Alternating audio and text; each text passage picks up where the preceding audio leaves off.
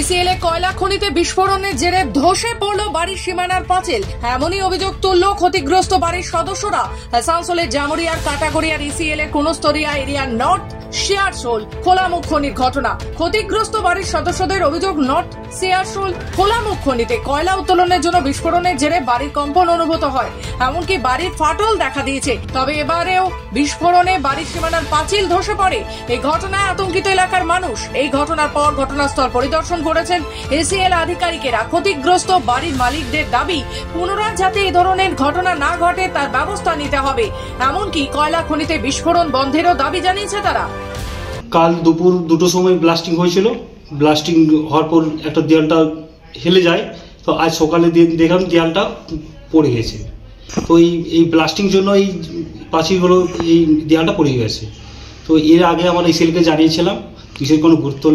এর আগেও কি এরকম ফাটল কিংবা এরকম ধস হয়েছিল নাকি? এর আগে তো ধস হয়নি।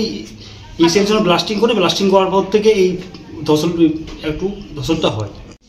বর্তমানে নর্থ শেয়ারশোল কলের ওসিপি আনকন্ট্রোল ব্লাস্টিং করছে, যার ফলে আমাদের সমস্ত ঘরবাড়ি কম্পন হচ্ছে। এমন হয় দুপুরে মানুষ খেয়ে শুয়ে থাকে, বিছানা থেকে উঠে আসে যেন ভূমিকম্প হচ্ছে, মনে হয় ঘরবাড়িগুলো পড়ে যাবে। এই বিষয়ে বহুবার 2021 সাল থেকে আমরা চিঠি তো দিয়েছি, বিভিন্ন টাইমে জিএম, এজিএম, আপনার এজেন্ট, ম্যানেজারের সাথে সিটিং করেছি। তারা বারবার আশ্বাস দিয়েছে যে আমরা মিনিমাইজ করব, কোনো রকমে আপনাদের ঘরবাড়ির ক্ষতি হবে না।